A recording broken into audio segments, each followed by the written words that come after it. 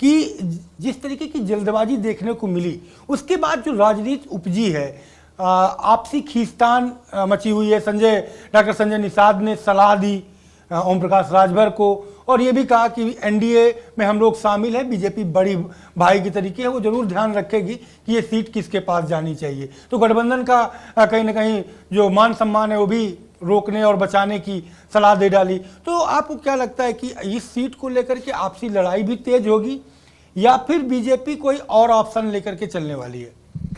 देखिए, मुझे लगता है कि अब्बास अंसारी की जो सदस्यता गई है, ये कोई पहली सदस्यता नहीं है। इसी 18वीं विधानसभा में इससे पहले आजम खां, अब्दुल्ला आजम, इरफान सोलंकी, तमाम लोग ऐसे रहे जिनकी सदस्यता जाती रही। हाँ, ये जरूर है, स्पष्ट बात है कि इतनी जल्दबाजी क्यों हुई, और चूंकि सत्ता दल में हैं ओम प्रकाश राजभर जी, ये बड़े सवाल आदरणीय जावेद जी ने उठाए, बहुत अच्छी बात है। तमाम ऐसी चीज़ें जिन पहलुओं पे गौर किया जा सकता है, चूंकि सबसे बड़ी चीज़ है कि ये सीट प्रतिष्ठा की सीट है, ओम प्रकाश राजभर के लिए प्रतिष्ठा की सीट है। चूंकि इसी सीट की दम पर वो तमाम राजनीतिक दलों में जाके दबाव बनाते थे, सौदेबाजी करते थे, तमाम तरीके के इस तरह खेल इसी मऊ सीट की वजह से होते थे, जिसका दबदबा था अपना। और आज वो सीट उनके हाथ से खिसकती नजर आ रही है, क्योंकि जिस तरह से संजय निषाद का बयान आया कि भारतीय जनता पार्टी को ये सीट सलाह मान लेनी चाहिए, दे देनी चाहिए। चूंकि प्रतिष्ठा इसलिए है चूंकि उनकी 6 सीटें हैं, 6 विधायक हैं उनके, उनमें से एक कम हो जाएगा तो सरकार पर उनका दबाव कम हो जाएगा। तमाम ऐसे पहलू हैं, क्योंकि कैबिनेट मंत्री और बड़ा मंत्रालय उनके पास होने के बाद सरकार नहीं, यूपी सरकार के अलावा वो दिल्ली सरकार का भी दबाव लेके अपने साथ चलते हैं। ये सबसे महत्वपूर्ण बात है, और मुझे लगता है कि उनको तमाम पहलुओं पे देखना पड़ेगा। रही जो कांग्रेस की बात है या समाजवादी पार्टी की, मुझे लगता है कि कांग्रेस उपचुनाव शायद ना लड़े, लेकिन समाजवादी पार्टी जरूर लड़ेगी। और समाजवादी पार्टी पहले इनका अपना जो विवाद चल रहा है उसका मजा ले रही है, और मुझे लगता है कि वो लास्ट मोमेंट पे अपने पत्ते खोलेगी, और वो पत्ते चौंका देने वाले होंगे, ऐसा मेरा अनुमान है जी। अगर आप बात करें कि जिस तरीके से अगर आप कह रहे हैं कि समाजवादी पार्टी और कांग्रेस केवल मजे ले रही है, लेकिन अगर बीजेपी वहाँ पर अपना कैंडिडेट उतारती है, ऐसी स्थिति में सुभाषपा का क्या होगा? क्योंकि सुभाषपा ने उनके राष्ट्रीय महासचिव हैं अरुण, उन्होंने एक ट्वीट करके कहा कि ये विधायक हमारे नहीं, समाजवादी पार्टी के हैं, जबकि सिंबल तो सुभाषपा का ही रहा है। तो इसका मैसेज क्या जाएगा वोटरों में, खास करके क्या जाएगा? अंसारी बंधुओं के जो फॉलोअर्स है, जो उनके चाहने वाले लोग हैं, उनके बीच में क्या चला जाएगा? देखिए, उनका जो मैसेज है वो एक तरह का, आप ये मान चलिए कि जो चीज़ संजय निषाद ने कही वो संजय निषाद के शब्द नहीं थे, वो सरकार ने कहलवाया और उन्होंने कहा। निश्चित रूप से उससे एक दबाव बना, और दबाव बनने के बाद जो ओम प्रकाश राजभर जी का बयान आता है, उन्होंने कहा कि बिल्कुल मैं उनकी सलाह मानता हूं, वो हमारे बड़े भाई हैं। इससे बहुत सारी चीज़ें कन्फर्म होती हैं। मुझे लगता है कि ओम प्रकाश राजभर जी इस सीट को लेकर दिल्ली भी गए, दिल्ली भी वार्तालाप की उन्होंने, चाहे गृह मंत्री से की हो या अन्य जो उनके आका रहे हैं उनसे की हो।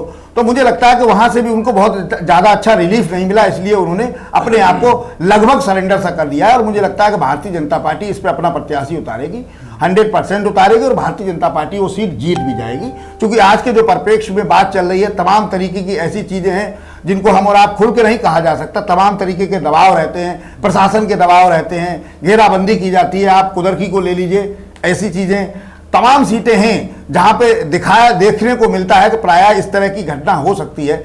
आप उपचुनाव ले लीजिए, जहां 7 पुलिसकर्मियों को चुनाव आयोग ने सस्पेंड किया। निश्चित रूप से वहां गड़बड़ी हुई नहीं, चुनाव आयोग पूरे लोकसभा का चुनाव करा के चला गया 2024 में, एक होमगार्ड को सस्पेंड नहीं कर पाया। तो उपचुनाव में जो भी होता है, सत्ता के चुनाव होते हैं, हम नहीं, इतिहास गवाह है, चाहे जिस जानकार से पूछिए सभी यही बताते हैं। तो सत्ता का दबदबा रहेगा, निश्चित रूप से भारतीय जनता पार्टी उस पर अपनी कामयाबी हासिल करने में कामयाब हो सकती है, कोई बड़ी बात नहीं। मेरा एक सवाल आपसे और है कि आपने उपचुनाव की कई सीटें गिनाई, चाहे कानपुर के फिसामऊ की गिनाई, कुदर की गिनाई, रामपुर भी गिनाया, लेकिन आप ये देखिए कि घोसी का जो चुनाव हुआ था, घोसी भी उपचुनाव हुआ था, लेकिन वो समाजवादी पार्टी के पास चली गई और दारा चौहान जैसे विकेट को गिराया समाजवादी पार्टी ने। तो घोसी और मऊ में मुझे लगता है बहुत ज़्यादा अंतर रहेगा क्या राजनीतिक रूप से? बिल्कुल, घोसी की चुनाव भारतीय जनता पार्टी नहीं चाहती थी कि हम जीतें। अगर भारतीय जनता पार्टी चाहती तो निश्चित रूप से वहां जीतती। दूसरी बड़ी बात कि भारतीय जनता पार्टी मैसेज भी देना चाहती थी दारा सिंह को कि हम क्या हैं और तुम क्या हो।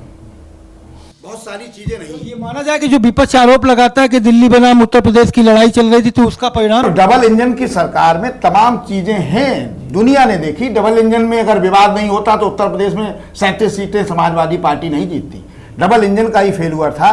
दूसरी बड़ी बात, घोसी में शिवपाल यादव को प्रभारी बनाया था समाजवादी पार्टी ने, इसमें कोई दोहराए नहीं, मुझे कहने में कोई गुरेज नहीं। शिवपाल यादव जमीनी नेता है और मुझे लगता है कि आज की तारीख में सबसे ज्यादा जमीन पर पकड़ रखने वाले पूरे उत्तर प्रदेश के 403 विधायकों में सबसे बड़े अगर कोई व्यक्ति हैं तो शिवपाल यादव हैं। निश्चित रूप से उनका अपना वजूद है, उनकी बात का वजन है, और मुझे लगता है घोसी की जनता ने उस बात को समझा और उनकी बातों को देखा। उन्होंने जिस तरह से जनता की छोटी छोटी शिकायतों में पर्यवेक्षक से मिलना, जिला अधिकारी से मिलना, तमाम ऐसी चीजें रही जो जनता को लगा कि हाँ शिवपाल यादव अब हमारे हैं, और शिवपाल यादव खुल के मैदान में आए तो निश्चित रूप से वहां के परिणाम शिवपाल यादव ने बदले। जो मैंने पहले कहा, सरकार भी नहीं चाहती थी कि वो सीट हम जीते, लेकिन चूंकि उनको दारा सिंह को सिखाना था सबक, और दारा सिंह आज कहां खड़े हैं और चुनाव कहां से लड़े थे। तो बहुत सारी चीजें राजनीति है, इसमें राजनेताओं का काम राजनीति करना है। तमाम चीजें सिस्टम से चलती हैं, सिस्टम जिसको चाहता है लोग, और आम आदमी उसको नहीं समझ पाता है। मतलब लड़ाई अभी तगड़ी होने वाली है उपचुनाव में। जावेद भाई, सवाल आपसे था।